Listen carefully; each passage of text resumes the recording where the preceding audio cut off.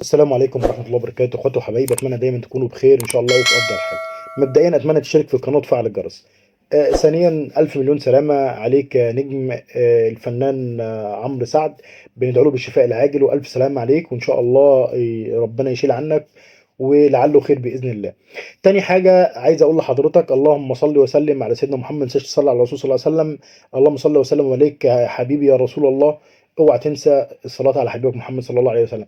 رابع حاجه تالت حاجه سوري معلش، عايز اقول لحضرتك حاجه مهمه جدا، الا وهي خلي بالك مش اي حد يبعت لك يقول لك ضيفني على الفيسبوك تضيفه. لا، لو هتضيف حد عايز اقول لك تضيفه مفيش مشكله، بس تضيفه مشرف عادي، لكن ما تضيفوش متحكم في الصفحه بتاعتك. لاني انا عن تجربه شخصيه، ناس يعني للاسف انا ما اعرفهاش، كنت في القناه بتاعتي كنت محتاج حد يظبط لي شويه حاجات ويرفعها لي على الصفحه، لاني كنت مبتدئ وما اعرفش وما شابه ذلك.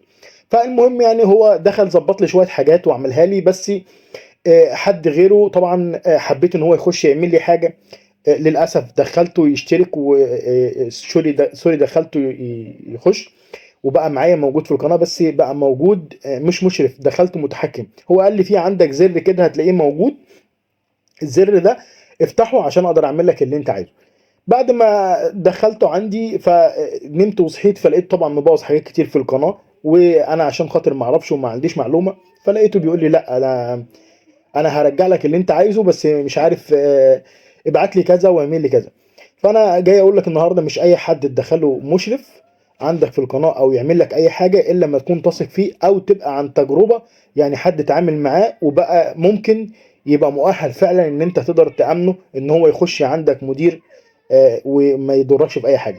لكن لو حد ما تعرفوش فانت كفايه قوي ان انت تدخله مشرف ان هو يظبط لك الاعلانات او كده بس.